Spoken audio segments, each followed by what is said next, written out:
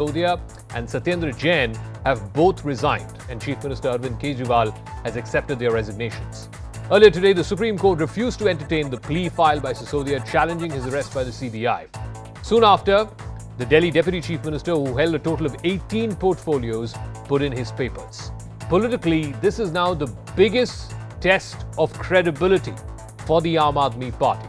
Can they survive this one? Aam Aadmi Party is facing its biggest challenge in its decade-old political career. Two of the top ministers who were arrested on corruption charges, Delhi Deputy Chief Minister Manish Sisodia and his colleague in the cabinet Satyendra Jain, have resigned from their posts. Arvind Kejriwal has accepted it too. The keenness was there to run the department, not to explain the scandalous case of corruption. Therefore, again I would repeat, the whole conduct of Aam Aadmi Party is typified by 3C: cut, commission and corruption. Manish, would you like to say something, Manish? The resignations came minutes after the Supreme Court refused to entertain a petition that Sisodia had filed challenging his arrest by the Central Bureau of Investigation in a case related to alleged irregularities in the state's now scrapped liquor policy. Kejriwal's right-hand man was arrested on Sunday after 8 hours of interrogation. On Monday, a Delhi court had sent him to CBI custody till March 4. Meanwhile, Jain, who was formerly the health minister in the Kejriwal-led cabinet, had been arrested by the Enforcement Directorate on May 30 in a money laundering case.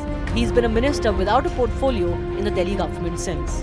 हम तो हर जगह अर्जी लगाएंगे, हम तो सबसे ऊपर भगवान के यहाँ भी अर्जी लगाएंगे. हम ये नहीं सोचेंगे कि नहीं पहले लोअर कोर्ट चले जाएं, हाई कोर्ट चले जाएं. हम तो सबसे ऊपर भगवान के आगे अर्जी लगा रहे हैं रात से कि भगवान कुछ करे. As Deputy CM, Manish Sisodia held 18 portfolios in the government. Sisodia held important portfolios like finance, education, labour and PWD. Satyendra Jain held important departments like home, health, power, water, industries amongst others, which were assumed by Manish Sisodia after the former's arrest. Now with both Sisodia and Jain behind bars, the AAP finds itself in a spot of bother. A legal battle is underway to prove or disprove the charges, and that may take several months. Sisodia himself predicted that he would have to spend 7 to 8 months in jail. Sir, any message to the family, any message to your cadre, sir? What is of much more significance is the political battle that is on and the perception its outcome will generate. The governance of Delhi was largely left in the hands of Sisodia, while Kejriwal focused on his role as AAP convener, trying to expand the party's base. He's constantly on the move, trying to make inroads in states where the party has little to no presence. The taint of corruption that is dogging its ministers will hit the AAP hard, especially with political rivals predicting it's going to be Kejriwal next. So where does that leave the Aam Aadmi Party? Will the taint of corruption, the very basis of their political plank, hurt Kejriwal and company? So after facing arrest by the CBI, Manish Sisodia knocked on the doors of the Supreme Court today, but he found no relief. Sisodia's lawyer Abhishek Manu Singhvi argued in court that the arrest is illegal because the offence is punishable with less than 7 years. He also said that Sisodia was summoned twice and he had attended the summons. Additionally, Sisodia's name was not included in the charge sheet and no money has been recovered by the probe agencies. A bench of Chief Justice D.Y. Chandrachud and Justice P.S. Narasimha rejected Sisodia's plea, stating that it is not inclined to entertain the petition right now. The court also told Singhvi that they shouldn't or come to the Supreme Court if the incident happened in Delhi. The bench recommended alternative remedies available before the High Court and asked him to pursue there instead of directly coming to the Supreme Court, which could result in setting a wrong precedent. So soon after, Manish Sisodia along with Satyendra Jain submitted their resignations and the Delhi Chief Minister Arvind Kejriwal has accepted it. CNN News18 has accessed Sisodia's resignation letter, which basically says that the charges against him are fake. He's gone on to say that he's worked in the Delhi government with due diligence.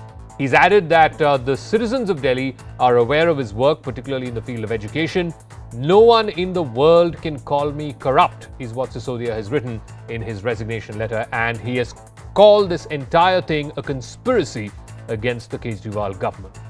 Now, following the resignation by these two cabinet ministers, a cabinet reshuffle is expected to take place as well. Sisodia, remember, had 18 ministries. Satyendra Jain had 9. However, both of them have been in Tihar jail. Satyendra Jain has been in Tihar jail for the last 10 months and Sisodia has been in CBI custody.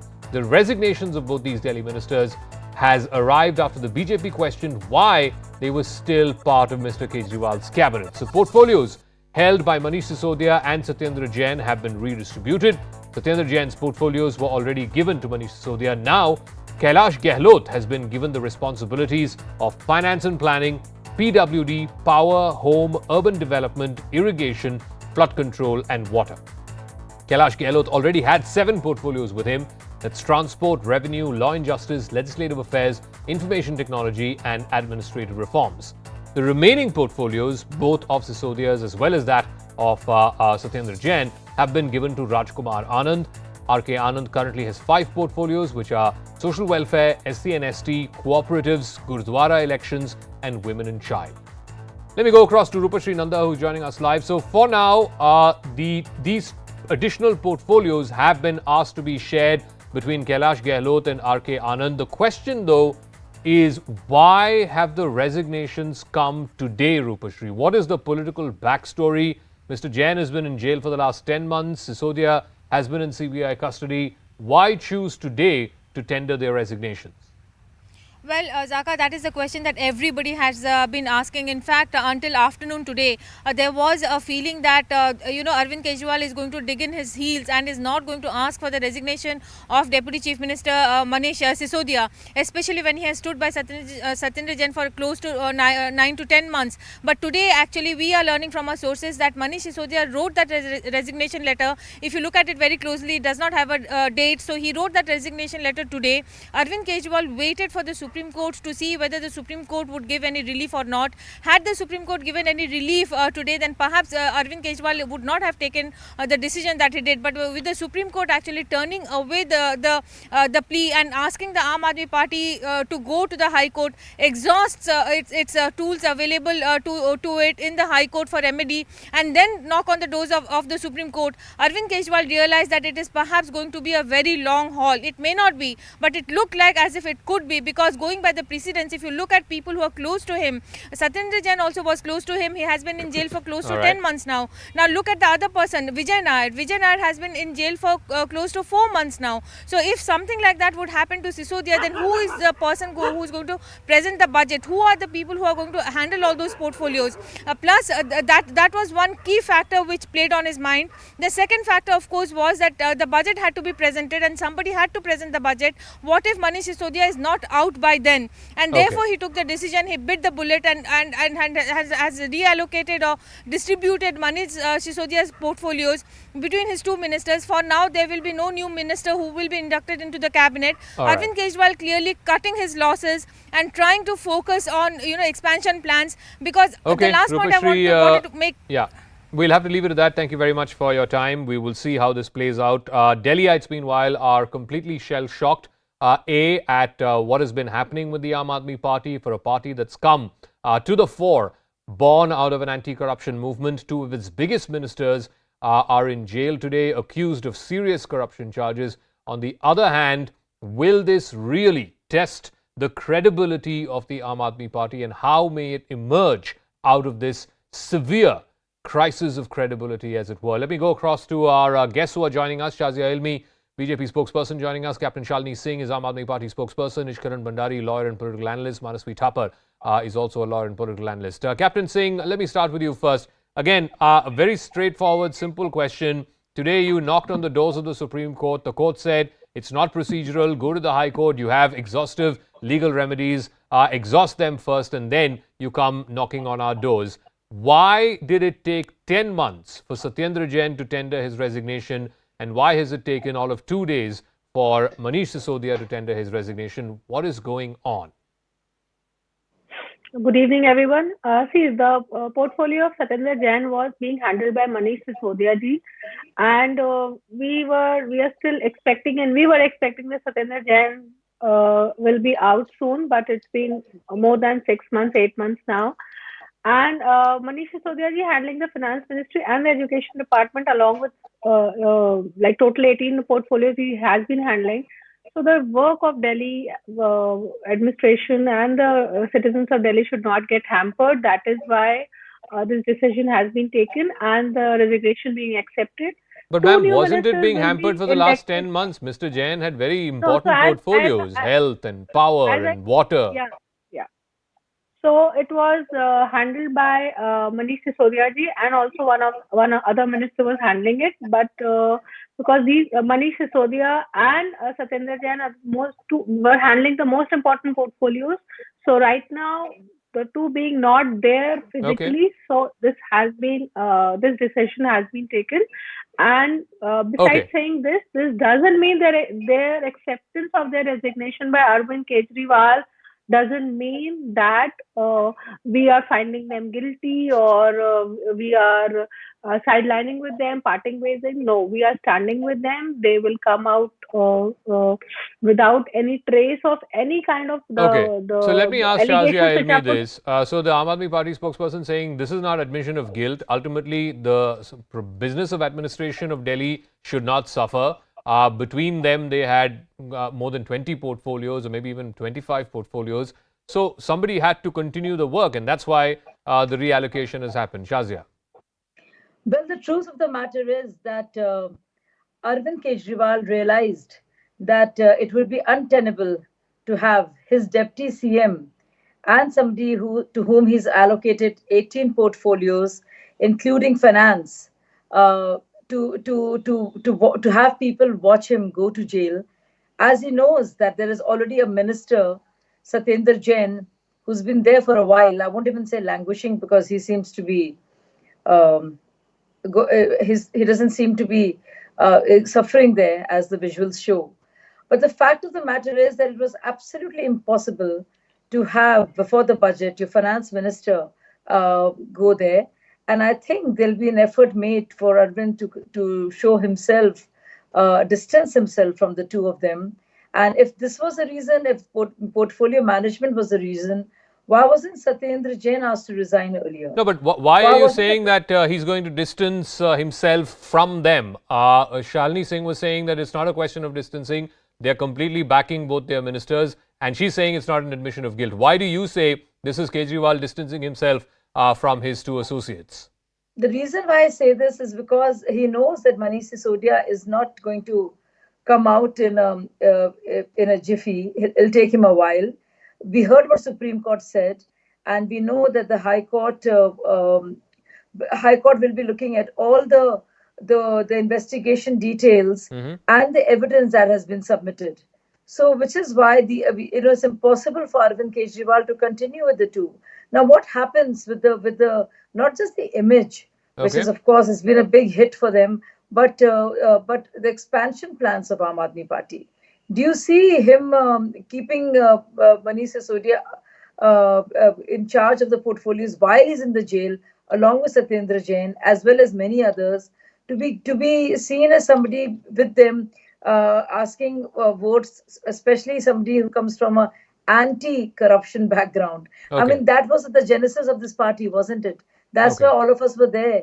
I think that's a fair point to ask, that you can't go to Gujarat or to Karnataka or Rajasthan or wherever else Aam Aadmi Party wants to expand next, Ishkaran Bhandari, and ask for votes in the name of an anti-corruption plank when two of your most important ministers are in jail. Now, again, no one is saying that they are guilty. Nothing has been proven in a court of law. These cases have not gone to trial yet. But you cannot, in the court of public perception, you cannot be asking for the votes of people on an anti-corruption plank when two of your closest ministers are in jail. Zaka, if you are pronounced guilty, then it's a matter of law that you cannot hold office. Judgments have come if you are pronounced guilty for more than 2 years. So this is obviously a morality area. And we have traveled a lot from the days of Mr. Lal Bahadur Shastri, who resigned for a railway accident, even though that cannot strictly be ascribed to the minister. And in this case, Mr. Satyendra Jain's case, a PIL was moved in the Delhi High Court, where the Delhi High Court dismissed that PIL, saying that it's the cabinet, the chief minister's decision to keep somebody in the cabinet or not cabinet. They didn't want to interfere in it. They didn't want to usurp the powers of the chief minister. But increasingly, it would have become untenable if a minister like Mr. Sisodia in jail with 18 portfolios, and further petitions would have been filed, which would have probably caused further embarrassment. whatever be the legal decision. Thus, I think it is not an extraordinary thing for them to have resigned. But what is interesting in this case is, as you started the debate, why one person's resignation was not taken for 9 months, why the other person resigned in 2 months, Delhi being the capital and the political capital. There would be a lot of speculation on that, which is for Aam Aadmi Party to answer. But definitely, as a practice, morality, a person in jail should not be a minister, be it from any party. No, Manasvi Thapar, one other question that Delhiites are asking tonight is, why is the Chief Minister not taking any of these portfolios? Between Manish Sisodia and Mr. Satyendra Jain, they control more than 20 portfolios. The Chief Minister is a Chief Minister without any portfolios. I mean, people of Delhi did not vote for Kailash Gehlot or for R.K. Anand. They voted for Kejriwal. Why is Mr. Kejriwal not taking any portfolios? Zaga, it's a very interesting question, but the reality is lots of chief ministers don't take up lots of portfolios. While Modi ji was the chief minister of Gujarat, he did not have the most of the cabinet ministry. While people voted for him, the ministers keep on changing and the ministry keep on shuffling while he was here in Gujarat. So it's upon the chief minister, it's upon the cabinet council. But the reality is, I think it's a great step when there is an allegation, when there is a pre-trial until you are proven guilty. While the trial is on, you resign for your position. It's a great step from Lal Bahadur Shastri. Right now we are seeing Manish Sisodia doing it. It reminds me of the case of Lakhimpur Kiri, where Ashish Mishra did not resign while his son was still there. No. Manasvi, once again, let me reframe my question. Of course, it's the prerogative of the Chief Minister. He can decide who's part of the cabinet. He can decide which portfolio goes to who. And if he so chooses, he doesn't want any portfolios, that's up to him. But the point is this. When I say people of Delhi voted for Kejriwal, they did not vote for Kejriwal to go and campaign in Gujarat or campaign in Punjab or campaign in Maharashtra. They want Kejriwal to run Delhi. The business of running Delhi had been effectively given to Mr. Sisodia and now to Mr. Gehlot. Mr. Gehlot controls, I think, about more than 10 portfolios. He is de facto running the administration of Delhi while Mr. Kejriwal is busy expanding the party. That's the intent of my question. Zaka, you are bang on that, but the same question could be reframed in a way that why does the Prime Minister go to different states to campaign, and he's the biggest campaigner of this country, and BJP is proud of him to be a campaigner. While he's the Prime Minister of the country, his business is to run the country. He is still the biggest campaigner and the most campaigned person in this country right now since 2014, I think before that, while he was in Gujarat. So that's upon the personality, that's upon the party to decide, that's upon the state to the council members to take a decision on that. And if this is the question on Arvind Kejriwal, this could be a bigger question on the Prime Minister of this country. Shazia, answer that, because at the end of the day, I mean, if Prime Minister Modi can go to Karnataka and to Rajasthan, Chhattisgarh, Madhya Pradesh, wherever elections are due, and campaign and become the biggest mascot and the election campaign chief of the BJP, then why are you accusing Kejriwal of doing the same thing? He's free to go expand his party. Yeah, he's free to go and expand his party as he does, and he has. But the fact of the matter is, our Prime Minister has several portfolios which he looks after, and of course, this need to compare everything with the Prime Minister. I mean, you can't fault it on any ground. But the fact of the matter is that while even if he was the Chief Minister of Gujarat, were there any state ministers who went to jail? Was there any corruption? Was there any scam under the watch of CM Modi ji and as the PM too? So, that you can't compare apples with oranges. Here is a matter of corruption, and a serious one at that, coming from a party which actually gained in stature and is there presently only on account of being an anti-corruption party. No, very quickly, will you also, I think Manasvi or someone asked the question, Mr. Teni's son reportedly, allegedly ran down farmers. Mr. Teni is not resigned till date. You're saying it's not comparable? Yes. Yeah, tell me, if Mr. Sisodia's children were involved in any way, we should not have expected, we would not expect Manish Sisodia to be going to jail for that. Okay, all right. So, I mean, let me ask Captain Shalini Singh. I think one of the points that Shazia made, I think it's well taken. A, the continuance of these ministers had become untenable. Clearly, your party chief can't go to all of these other states and ask for votes when two of his closest associates are in jail for corruption charges. And most importantly, what she said, this is Mr. Kejriwal's way of distancing himself from both Sisodia and Satyendra Jain, because tomorrow if something were to stick, and I'm not saying that it will, but if something were to stick on either of these two gentlemen, then Kejriwal has sufficient distance from them. Kejriwal government or Arvind Kejriwal himself, see, if we have found any of our ministers involved in any kind of corruption, we have ourselves removed him. It has happened once in Delhi and 2 ministers in Punjab.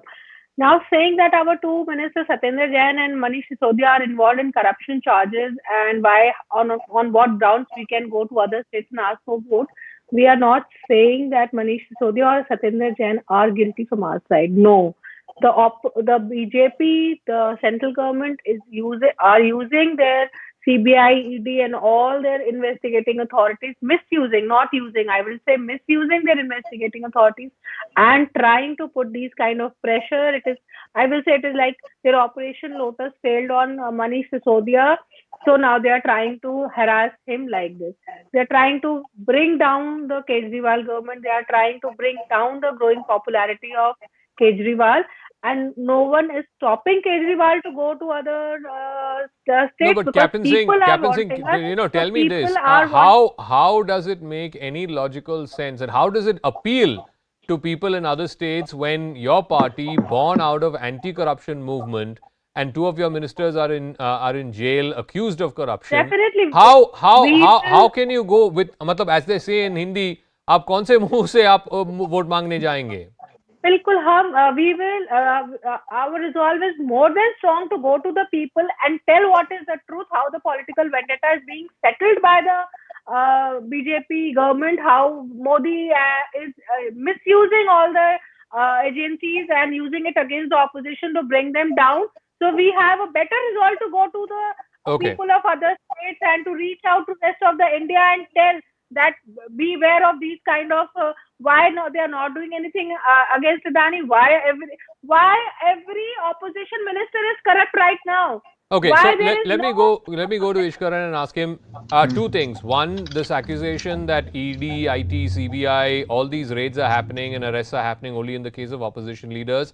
In fact, in the case of, there are many BJP leaders, and I'm sure it's doing the rounds of WhatsApp, I'm sure you've seen it as well. Many who were in the opposition joined the BJP and suddenly cases against them have been dropped. Is that a fair argument coming from the opposition? Zaka, that's a political argument which they will make to the public, but legally doesn't help. There is no negative Article 14. There is no negative right to equality that I believe X is corrupt, so I am corrupt, don't prosecute me. They will have to fight their own case legally. While politically they are making that allegation, and BJP answers that by saying that the cases are going on, we have not withdrawn any case, and even in cases of Robert Vadra, we have not managed to reach a conclusion. So that is a political argument, but legally speaking, there is no argument you can make in court that ED is being misused if in court or in CBI court you cannot prove that the case against you is not bona fide or legitimate, which they are not seeming to succeed in case of Mr. Jain and initially in case of Mr. Sisodia.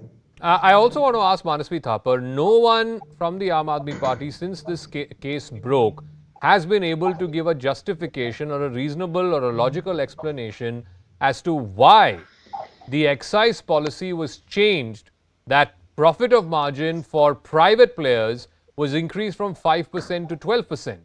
Who took that call? Why? Why was that policy changed? The exchequer had to suffer losses and private players benefited. Nobody is explaining that. Nobody is giving a cogent, logical argument for that. Zaka, this is very interesting, and it is very interesting for the audience to also know. Allow me 45 uninterrupted seconds. This is not the first time the exchequer had to suffer this loss, financial loss. This could be debatable. This policy was wrong, someone benefited, didn't benefit, but this has happened in various state governments, and I can say out loud and clear, in Uttar Pradesh this happened in 2018. Beer and country liquor was reduced by 50% and 25% respectively, which was recently only changed. In Karnataka this happened, beer was reduced, the excise duty was reduced by 35%. In Haryana it was reduced by 50% in 2019. Goa and Assam respectively, all the liquor products were the excise duty was reduced by 25%. This have happened in the past. No, one second. No, Manasvi, one second. I think there's a distinction there. Cutting excise duty on liquor, all state governments have done, or increasing excise duty on liquor, all state governments have done. I'm not talking about that. I'm talking about profit margin for private players was increased from 5% to 12%. Why? So all this, will that amount to corruption? Will that amount to loss to exchequer? There are two different things. If this amounts to loss to exchequer, this could be debatable. It's a policy decision. We can debate that, and that is why this is all a democratic setup. The opposition should have questioned when this was on the floor or not on the floor. They should have brought this policy there. Now, if this changing policy is the remit of the government. It's a remit of the executive. Now you can debate whether it's good or bad, but does that does not necessarily equate to corruption, Ishkaran?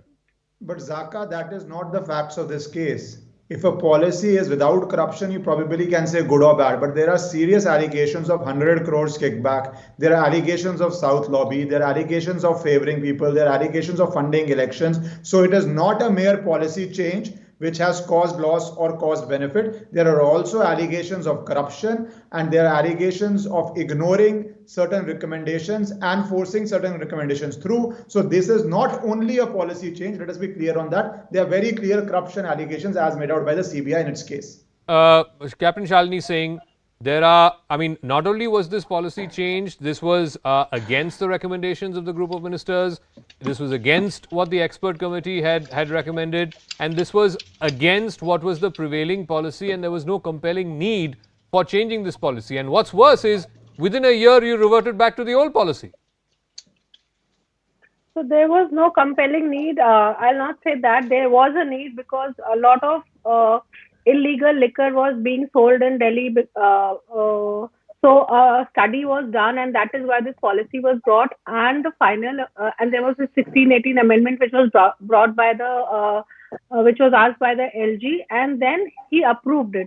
So our question is, why only Manish Sisodia is being cornered? Why not LG is being questioned? Because LG was appointed by the centre. LG was from the BJP-led government. Why is he being not questioned? No, but ma'am, LG is not the excise minister. Yeah. No, excise minister changed the excise policy. But see, everything what we are doing, he is approving or rejecting it. So, so it can't be as per convenience, no? That if it is something, if you have to bring down the opposition, then you say okay. So Shazia Elmi, you say LG is ultimately the deciding authority in Delhi. So LG should take responsibility for this also. LG signed off on the new excise policy. Now we heard it. I will hold the Aam Aadmi Party spokesperson and Aam Aadmi Party to it. So LG is the final decision maker. You have just said it, and I hope you stick to this because yesterday you said something else.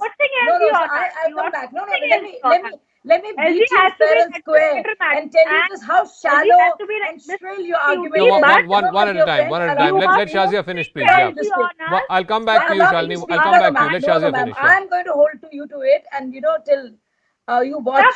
And I'm going to record this. Okay, I'm glad you said that. I'm very glad you said that. Finally, there's confession. I'm not what I'm saying is and concession. So I would like to say first of all that the former LG Anil Baijal did look at the policy and he sent it back with queries. He sent it back with queries. None of them were answered, and 3 new paras were added. In these new 3 paras, this corrected or drafted policy never went back to LG, who had asked for queries, and maybe if need be, one can question him. But the 3 new paras were added, and the 3 paras do include the need to to change the policy and allow it for the manufacturers to also get into retail. And to allow this kind of Shazia, one second. Shazia, it comes down to a moot point. Policy may or may not have been changed, but it may or may not have benefited private players.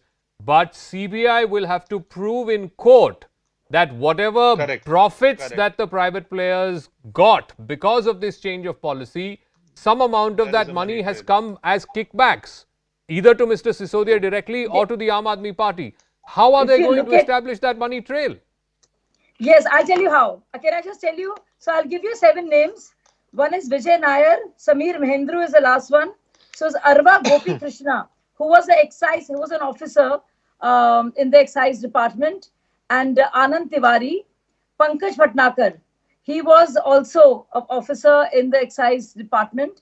Vijay Nair, of course, and you know what, to all that he has confessed. Manoj Rai, Amandeep Dhal, and Sameer Mahindru.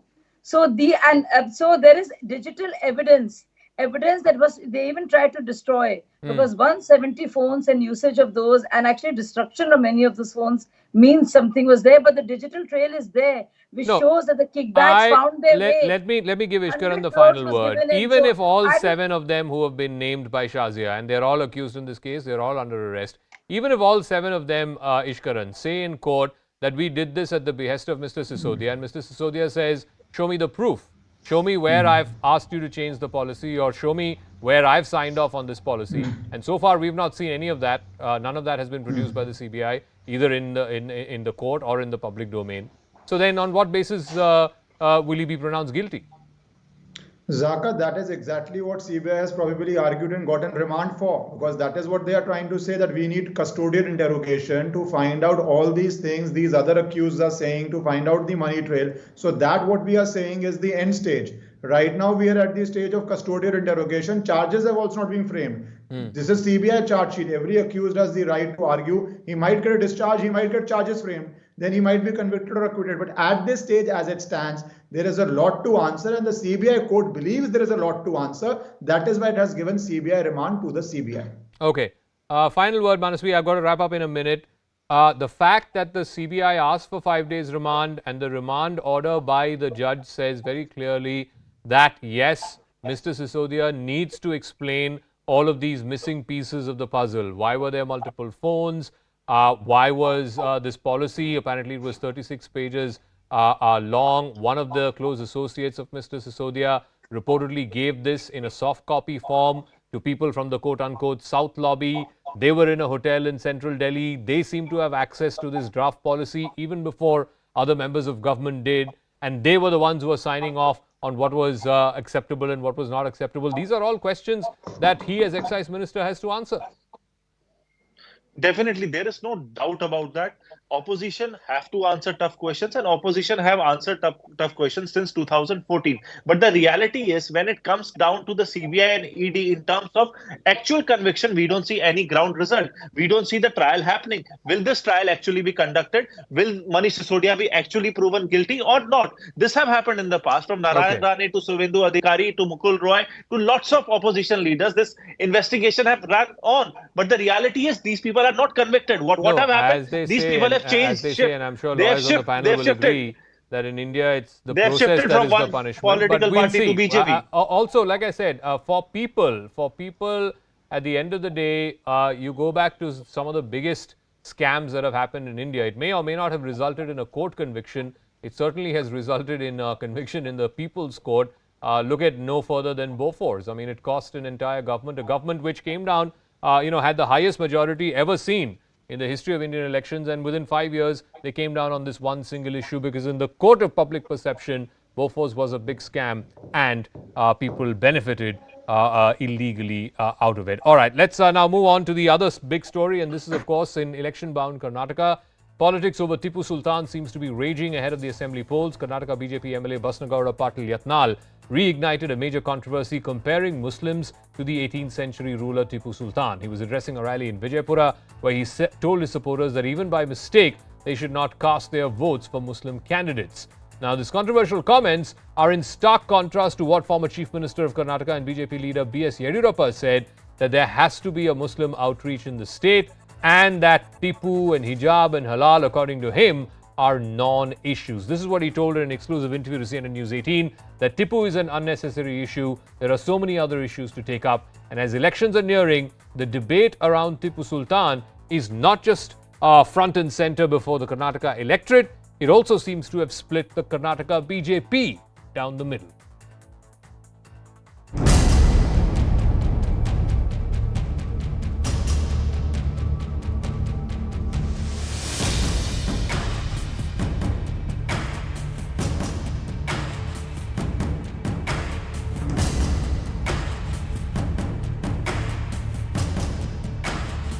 Purnaga in the Maga ಯಾರು ಟಿಪ್ಪು ಸುಲ್ತಾನ್ ಆರಿಸ್ಬಿಡ್ದಲ್ಲ, ಇಲ್ಲಿ ಆರಿಸ್ಬಿಡೋರು ಶಿವಾಜಿ ಮಹಾರಾಜರು ಭಗವಾನ್.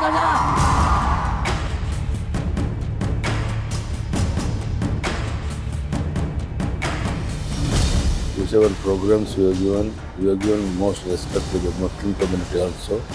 We have given so many programs to the Muslim community, and we have not neglected the Muslim community or Basuraj government. Let me go across to our guests who are joining us. Dr. Sudha Halkai, spokesperson of the Karnataka BJP, will also be joined by Aishwarya Mahadev, Congress Party spokesperson in Karnataka. Dr. Halkai, B.S. Yediyurappa is the tallest leader of the BJP in Karnataka. He says Tipu, hijab, halal, these are non-issues, and that BJP has always respected Muslims in Karnataka, whereas you have Mr. Yatnal, again a senior leader, saying and comparing Muslims to Tipu Sultan and saying don't waste your vote on even a single Muslim candidate. Okay, let me tell you that whatever our Honorable Yediyurappa ji has said, we stand by his words that yes, of course, we are talking only about development. You can see that Karnataka is standing on topmost on DPIIT in NITI. It is the first to come up with a manufacturing unit for the chip production, and it is 8,161 medical centers are there in Karnataka. So take it in any aspect of the schemes which is given by the national government, Karnataka is topmost in it. So he is talking but Dr. more about Halkai, development. then why Right. then are Mr. Yatnal, Mr. Katil, Mr. C.T. Ravi, why are they all talking about Tipu then? They should all be talking about what you're talking about and what Yediyurappa is talking about. That's what we are saying. No, that let us not talk about Tipu Sultan, because Tipu Sultan Jayanti was emphasized by Siddaramaiah ji, and let me tell you, it is the first Jayanti where section 144 was emphasized. It is not in any Mr. of Yatnal is a senior member of your party. anything. If I'm not mistaken, I think he was also a minister, wasn't he? Mr. Yatnal ji, whatever he has said today, it is his own personal stand, and as we go by our Honorable Prime Minister's stand that Sabka Saath, Sabka Vikas, Sabka Vishwas and Sabka Prayas, nowhere we have discriminated with any of the Muslims or Christians or anybody. We stand with the unity in diversity, and we very well go with the stand of Mr. Yediyurappa's statement amongst today. leaders in Karnataka BJP, led by Mr. Yediyurappa, of course, that all of these issues, hijab, halal, Tipu, etc., have polarized the electorate in a way that it may not help the BJP. No, absolutely no. There is no question about helping BJP. BJP has reached to almost every citizen of this country. You take it, every person, every beneficiary. There's more than 300 schemes, and the beneficiaries have been reached with the monetary benefits directly through their bank accounts. And take it medical expenses, take it for the tap connections, whereas in 7 decades, there was only 3.24 crore tap connections. Now it is 11 crore tap connections. 11 crore farmers have been benefited today. And take it All India Institute of Medical Sciences in 7 decades. Dr. Halkai, one second. This is not a campaign speech. This is not a campaign speech. So let's stick to the issue that we're debating. Let's stick to the issue that we're debating. There seems to be a pattern.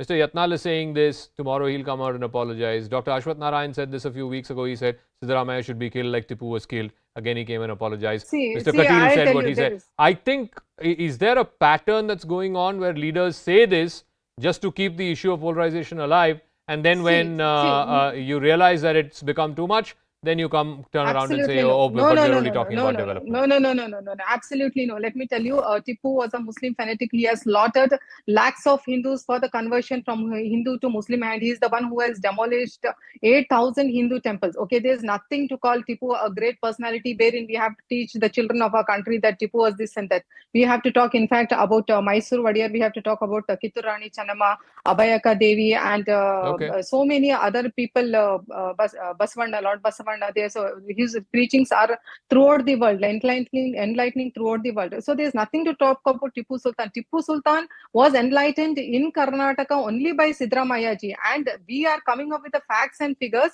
what he had actually done. He is the one who wrote a letter to the Afghanistan king to come and invade India and convert Hindustan into a complete Islam state. And we are coming up with the truth what Tipu right Sultan now was. I think there seems to be a hunting with the running with the hares and hunting with the hounds that's going on as far as the BJP on Tipu Sultan is concerned. But we'll leave it at that. Thank you very much, Dr. Halkai, for joining us. Unfortunately, we were not able to get a Congress representative. She was not answering her phone after having committed to coming on the show. Meanwhile, let's move on to another big story, a CNN News 18 exclusive. In fact, the Enforcement Directorate has now taken note of CNN News 18's expose on Chinese loan apps. The ED has filed a charge sheet against Chinese loan apps.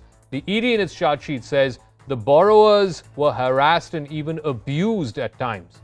The ED has found Chinese loan apps were charging up to 2,300% interest on loan amounts. The names of Indian companies having NBFC licenses were misused by Chinese apps. The phones of some of these borrowers were hacked, as during the application of loan, the borrower had given access to contacts and therefore they were using some of these contacts as well. Subsequently, on default messages, words like chor were being circulated to friends and relatives of the defaulter. Loan apps including My Bank, Money Box, Loangram, Coco Cash, Panda Rupee, Cashpot, Need Rupee, etc. have all been identified as part of this sinister campaign and design. These apps are directly installed, they are accessed, used and monitored from cloud-based servers in China. In fact, local Indian companies do not have any control over these apps. Even users, even without them giving permission to these apps have the ability and the access to using your data. On non-payment, Chinese loan apps were threatening women of sexual assault, portraying women as of bad character in adult websites. 100 to 200 telecallers were operating just to harass many of these defaulters. First phone calls were made on the 6th or 7th day once the loan was issued, and they had to repay the amount, or at least the interest amount, within 20 to 25 minutes. Further messages to block Aadhaar and PAN were also sent on WhatsApp or through calls. And after some time, in fact, they went ahead and started calling friends and relatives of these borrowers and started using abusive language. WhatsApp groups were made by using contact lists, and abusive messages were sent. Specifically targeted women contact stores inside the phone. Abusive and obscene messages were also sent to women defaulters. It also created fake legal notices and broadcast them to the contact list of the borrower. It was CNN News 18 which first exposed this Chinese loan app scam. It now tells you the kind of trap that has been set step by step. Stage 1 is the setup. There is a fake company that is created. The fake Chinese fintech company, it is linked to a loan app that's been downloaded on the phone of the end user.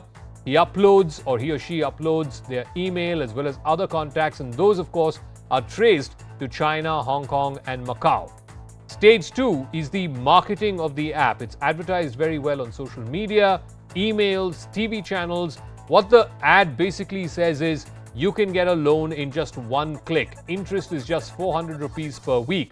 The target audience was victims, it was small businesses, particularly those who were hit by the COVID lockdown. Stage 3 was when the loan was released. The victim approaches the loan app and the loan app communicates with the payment gateway. The information and profile of the victim is taken. The loan is disbursed from a fake fintech company. Stage 4, and this is where it gets absolutely gruesome. The recovery stage. Data that is on the victim's phone is harvested. Call center units are deployed to harass and target these defaulting folks. Indian callers are victim shamed. Amongst them, the pics of the victim are morphed and distributed among his or her contacts as well. Meanwhile, that's not the only China-linked story that we're tracking. China has denied an American report basis the US Department of Energy, which claimed that the COVID-19 pandemic originated because of a lab leak in Wuhan. This is a CNN exclusive. Wuhan, China. You know it as the city from which COVID-19 first emerged. But how exactly it started depends on who you ask and who you believe. We're going to have to push China to be more honest about what happened 3 years ago in Wuhan with the origin of the COVID-19 crisis. The U.S. Energy Department, just the latest agency to assess with low confidence that the virus likely came from a lab leak. That according to two sources. It's a claim that infuriates Chinese officials. China's foreign ministry Monday calling on the U.S. to stop smearing China and stop politicizing the issue of the virus origin. Our first of 3 trips to Wuhan investigating the virus's outbreak was in January 2020, when COVID-19 was still a mystery illness. Officially, China had only listed about 200 cases of COVID-19 at that point, including 3 deaths.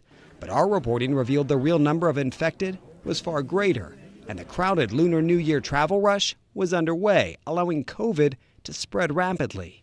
Security outside the original epicenter, the Huanan seafood market, told us to leave. Chinese officials linked some of the first cases to this market, suggesting it might have started naturally, jumping from animals to humans. But as the virus went global, the U.S. and other democracies further questioned its origins. China is a very sophisticated country, and they could have contained it. The claim of a lab leak put the focus and scrutiny on the Wuhan Institute of Virology, a 30-minute drive from the market. The high-level biosafety lab sits on the institute's sprawling campus, a 4-story structure. At the top, a sophisticated air purification system. At the bottom and underneath the lab, decontamination equipment that allows for safe sewage disposal. The research takes place here on the 2nd floor. Some have questioned the lab staff's training, and the Chinese themselves even raised concerns in 2018. At the time, the WIV's director, Yang Jiming, co-authored a paper pointing out safety issues across all biosafety labs in China. He warned in part that there was a lack of enough operable technical standards. But there is another, lower-level biosafety lab in Wuhan, the Wuhan Center for Disease Control.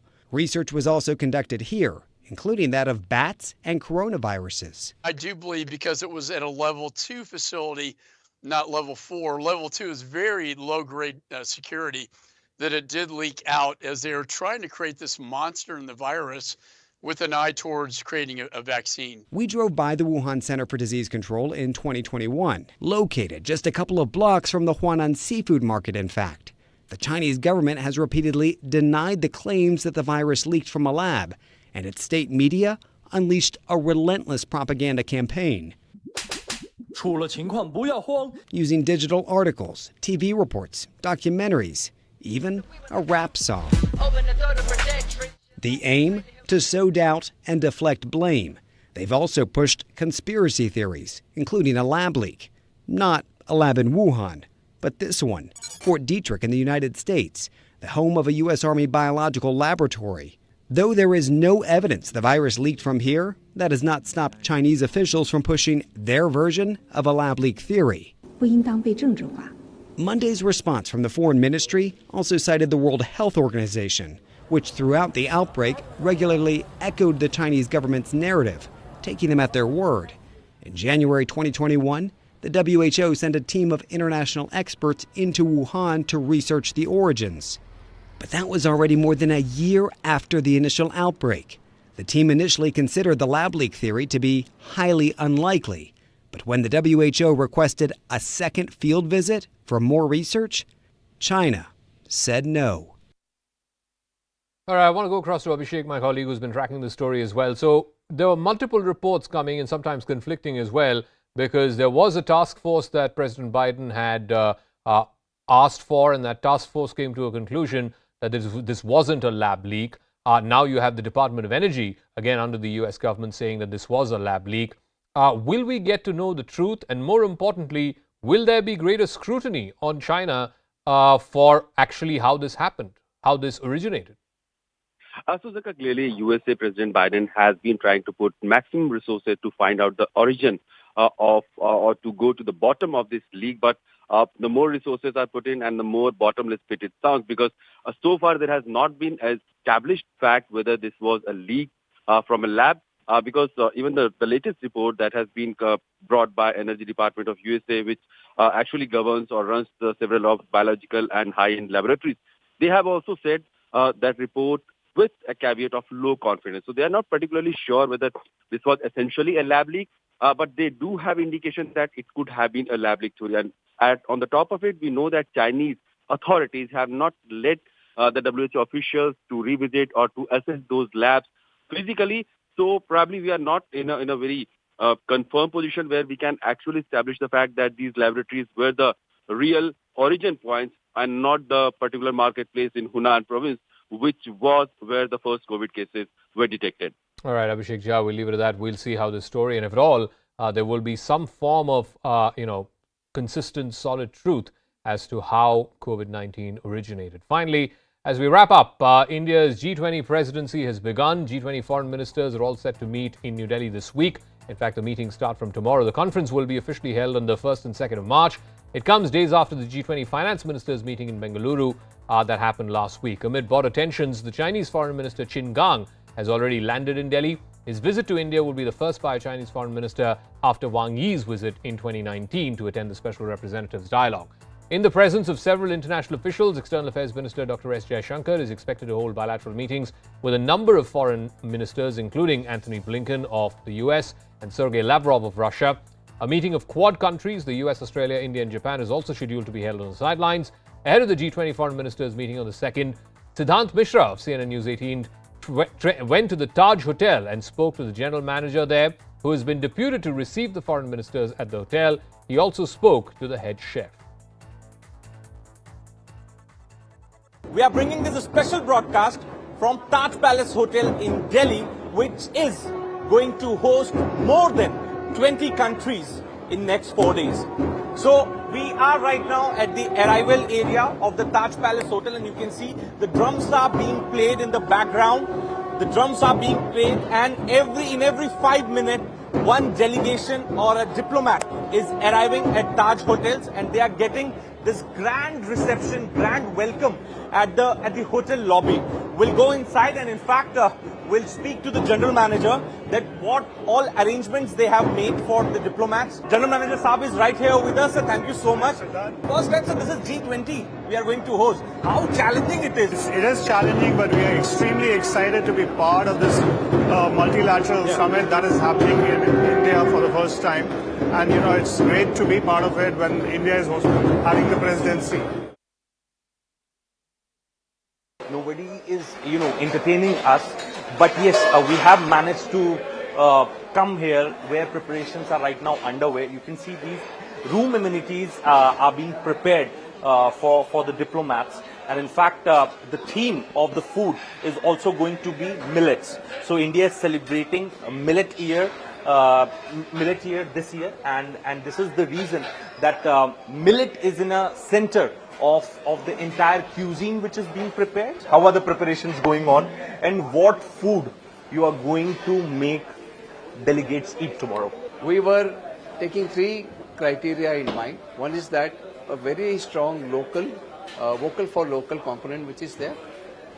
Because of Holi, we have taken the Holi sentiments also, and the propagation of millets is in full swing. So we have innovatively used millets in various forms within the menu itself.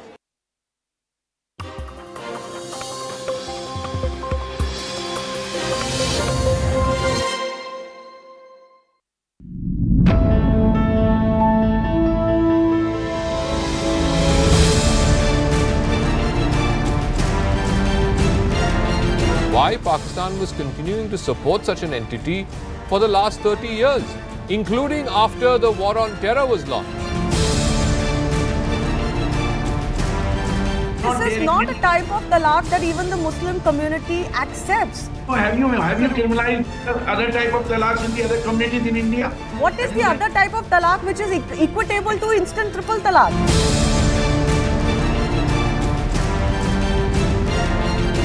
Pakistan people are now realizing, and they created the Mujahideen, they are the ones who created the terrorists, and they've always walked the wrong line.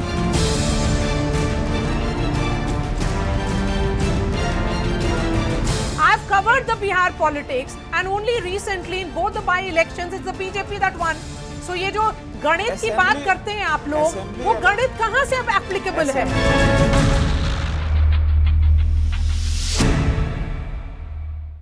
As somewhere else, there has been a lot of speculations about the way Punjab elections were funded as well. So right now, there are charges, there are allegations, there are some proof. CBI still has to go a long way to complete the chain of criminal conspiracy to tie down Manish Sisodia. Over the last few days, in a massive setback to the Delhi Aam Aadmi Party government, the Delhi Deputy Chief Minister, the number 2 in charge, the key aide to Chief Minister Arvind Kejriwal, Manish Sisodia, in charge of 18 portfolios in the Delhi government, has now been sent to 5 days of CBI custody. That is until March 4th. Now, he is going to be in court. The CBI has argued in court yesterday that Sisodia generated illegal profits via a liquor policy in a secret conspiracy with top liquor barons. You'll remember that the liquor policy they're referring to is a liquor policy introduced by the Delhi government last year. It was introduced and then just a few weeks after rescinded once again. Now, there were many allegations made against the Aam Aadmi Party government, all of which they've refuted, and we'll get into that in just a second. But the CBI also argued that custodial interrogation is essential. Essentially, they've said they need to have Sisodia in front of them to ask him the right questions. They've also said Sisodia is being evasive. Now, Sisodia, on the other hand, has said that the liquor policy was totally above the table. He's also said it was cleared by the LG in 2021. He's also added that he has replied and come for all the rounds of questioning. The round of questioning we saw on Sunday in which he was arrested was only the second round of questioning, and he said he had appeared both times and cooperated with the agency. पूरी Bharatiya Janata party, केंद्र की मोदी सरकार जिसका control, जिसके इशारे पर यह सारा खेल हो रहा है, पूरी भाजपा चुप है, पूरी केंद्र सरकार चुप है, पूरी सीबीआई चुप है, पूरी ईडी चुप है। ये राजनीतिक प्रतिद्वंदिता के तहत, गंदी राजनीति के तहत ये सारा खेल हो रहा है। पापी आपको भी पता है कि एक्यूज नंबर 1 कट्टर बेईमान है, और आज ये आदेश आने के बाद ये बात सिद्ध हो गई है।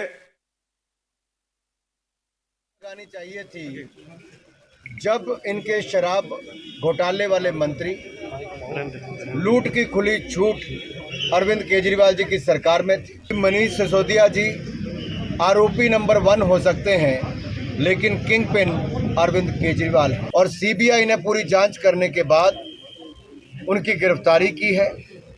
जांच में सहयोग करना चाहिए। कल की हमारी प्रेस कॉन्फ्रेंस देखिए, कल ही हमने बता दिया था कि सीबीआई आज कोर्ट में पेश करेगी तो कस्टोडियल इंट्रोगेशन के नाम पे 5 दिन की रिमांड, हमने दिन भी बताया कितने दिन की रिमांड मांगी जाएगी, 5 दिन की रिमांड मांगी जाएगी। और ये स्टेप 1 है, स्टेप 2 क्या होगा, 3 सब बताया था। और बता क्यों पाए थे? क्योंकि ये सारी स्क्रिप्ट जो सीबीआई कह रही है या कर रही है, सारी स्क्रिप्ट जो है ना भारतीय जनता पार्टी के दफ्तर में बैठ के लिखी गई है। CBI, income tax, ED, Delhi की पुलिस, ये सारे भारतीय जनता पार्टी के अनुषांगिक संगठन के तौर पे प्रकोष्ठ होते हैं, यूथ विंग, महिला विंग, बिल्कुल वैसे ही फ्रंटल ऑर्गेनाइजेशन के तौर पे बीजेपी के काम कर रहे हैं।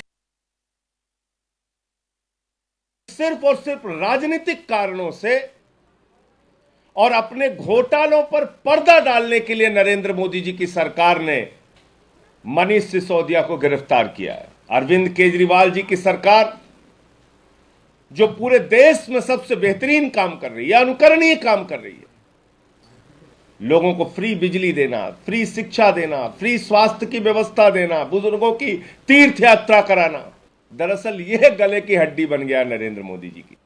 वो नहीं चाहते कि देश के अंदर एक ऐसी सरकार चले जो दुनिया और देश के लिए उदाहरण बने। परेशानी यह है, जो दिल्ली सरकार की लोकप्रियता पूरे देश में बढ़ रही है, अरविंद केजरीवाल और आम आदमी पार्टी की लोकप्रियता पूरे देश में बढ़ रही है, उससे बौखला कर यह कार्रवाई की जा रही है। ये तानाशाही की इंतहा है। Right. Ashish Mehrishi, who covers all of these developments, is with us this morning to bring us context on the entire case. Ashish, good morning. We witnessed a dramatic few days for the Aam Aadmi Party government. Ashish, can you walk us through what took place in court yesterday? Can you also walk us through what the next 5 days of remand with the CBI are going to look like for the Deputy Chief Minister? So, if you see what the CBI said in the court was, and in fact what they wanted, they got. They wanted 5 days custody, they were given 5-day custody, and they were given this custody on merit. Reason being that there's some evidence and some testimonies as well, where people who were occupying senior positions in the Delhi government, they were basically they basically spilled the beans before the CBI, and they told on how last moment and abrupt changes in the policy were done. And in fact, there are certain evidence which shows that the policy was drafted and crafted in a South Delhi hotel. In fact, the photocopies were done in a South Delhi hotel, and that a similar number of pages were basically put in the cabinet as well. So, if it was increase in the profit margin for the wholesalers from 5% to 12%. If it was the money, if it was the trade going into the private hands, that's the wholesale trade going into the private hands from the government company. All these decisions were abrupt decisions, and the allegation against Manish Sisodia is that it was done at the behest of the South lobby because there was an upfront payment of around 100 crore rupees. Now, the CBI and the ED have been able to track down some payment because Dinesh Arora, one of the close associates, the former close associates of Manish Sisodia, has spilled the beans before the CBI, has turned out to be a witness and told that huge amount of cash was coming from the South.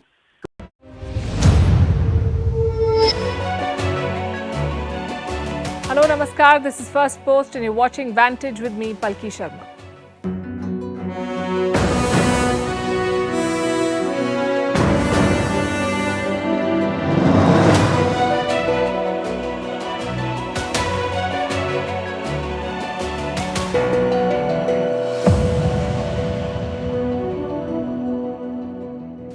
This Tuesday, we discuss the politics over energy.